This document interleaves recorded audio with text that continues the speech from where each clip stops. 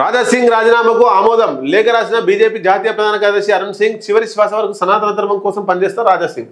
ఈ రాజా సింగ్ వ్యవహారం అంతా కూడా రాజా సింగ్కు అనుకూలంగా మారుతుందని చాలా మంది అనుకున్నారు. కానీ రాజా సింగ్కు వ్యతిరేకంగా మారింది. ఏం జరిగింది?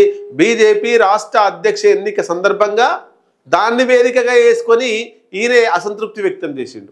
మరి అప్పుడే స్టార్ట్ అయిందా? రాష్ట్ర అధ్యక్ష పదవి రానప్పుడే అసంతృప్తి స్టార్ట్ అయిందా అంటే కాదు. గతంలోనే బీజేపీ పార్టీ నుండి రాజా సింగ్ సస్పెండ్ చేయబడ్డాడు. గోషామాల్లో ఒక వ్యక్తి బీజేపీ పార్టీ నుంచి పోటీ చేసేటువంటి దమ్ము ఎవరికి లేక పోటీ చేసినా ఓడిపోతుందనే ఉద్దేశంతో మళ్ళా రాజా సింగ్ని సస్పెన్షన్ ఎత్తేసి ఆయన బదలాడి తీసుకొచ్చి బీజేపీ టికెట్ ఇచ్చి మళ్ళీ అక్కడ గోషామాల్లో గెలిచిండు రాజా సింగ్. అప్పటి నుంచి తర్వాత బీజేపీకి సంబంధించి జిల్లా అధ్యక్షుల ఎంపికలు కావచ్చు, నిర్ణయాలు తీసుకునే క్రమంలో కావచ్చు, రాజా సింగ్ను ఈ బీజేపీ వర్గం రాష్ట్ర వర్గం కొంతమంది పట్టించుకోకపోవడంతో ఆయన అసంతృప్తి ఎప్పుడు బాహటంగా వ్యతిరేకిస్తూనే ఉన్నాడు. అది కాస్త చిలికి గాలివానగా మారి రాష్ట్ర అధ్యక్ష ఎన్నికలో నేను కూడా పోటీ చేస్తాను పోయి నామినేషన్ చేయడానికి పోతే ఆయన అనుచరులను నెట్టేసి పంపించారు. ఆయనను కూడా అక్కడ నామినేషన్ వేయకుండా పంపించారు. దాన్ని ఇబ్బందిగా ఫీల్ అయ్యి అవమానంగా ఫీల్ అయ్యి రాజా సింగ్ రాజీనామా చేసిండు. రాజీనామా చేస్తే ఇప్పుడు అది కేంద్ర బీజేపీ నాయకత్వం ఆమోదించింది, జేపీ నడ్డా కూడా ఆమోదించిండు. మరి ఇక్కడ ఏం జరుగుతుంది?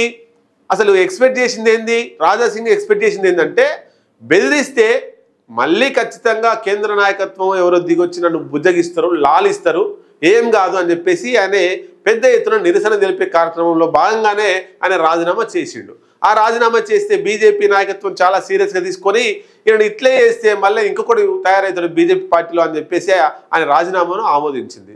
మరి ఈ రాజీనామా అనేటువంటిది బీజేపీ ప్రాథమిక సభ్యత్వానికి ప్రస్తుతానికి అప్లై అవుతుంది. మరి ఎమ్మెల్యే పదవికి రాజీనామా చేస్తారంటే ఎమ్మెల్యే పదవికి రాజీనామా చేసే యోచనలో రాజా సింగ్ లేనట్టు కనబడతా ఉంది. ఒకవేళ రాజీనామా చేస్తే ఏ పార్టీ తరఫున పోటీ చేయాలి, ఏ పార్టీకి పోవాలి, కాబట్టి ఏ పార్టీకి పోకుండా ఉండాలా? ఈ కొనసాగుతున్న తరుణంలో బీజేపీ మళ్ళీ స్పీకర్కి ఒక లెటర్ ఇచ్చే అవకాశం ఉంది. బీజేపీ రాజా సింగ్ మా పార్టీకి సంబంధం లేదు, మా పార్టీ గుర్తు మీద గెలిచిండు కాబట్టి ఆయనను అనర్హుడుగా ప్రకటించాలని చెప్పేసి బీజేపీ కోరే అవకాశం కూడా ఉంది. అట్లా కోరితే ఖచ్చితంగా ఈ జూబ్లీహిల్స్ ఉప ఎన్నికతో పాటే హైదరాబాద్లో మరొక ఉప ఎన్నిక, ఈ గోషామహల్ ఉప ఎన్నిక వచ్చే అవకాశం ఉంది. గోషామహల్ ఉప ఎన్నిక వస్తే మళ్ళీ రాజా సింగ్ ఇండిపెండెంట్గా పోటీ చేస్తాడా, జనసేనలోకి పోతాడా, శివసేనలోకి పోతాడా, లేదా టీడీపీలోకి పోతాడా? పాత టీడీపీ. రాజా సింగ్ ఫస్ట్ వచ్చిందే టీడీపీ పార్టీ నుంచి, కాబట్టి ఏ పార్టీలోకి పోతాడు? రాజా సింగ్ భవిష్యత్ ఏంటి, భవితవ్యం ఏంటి?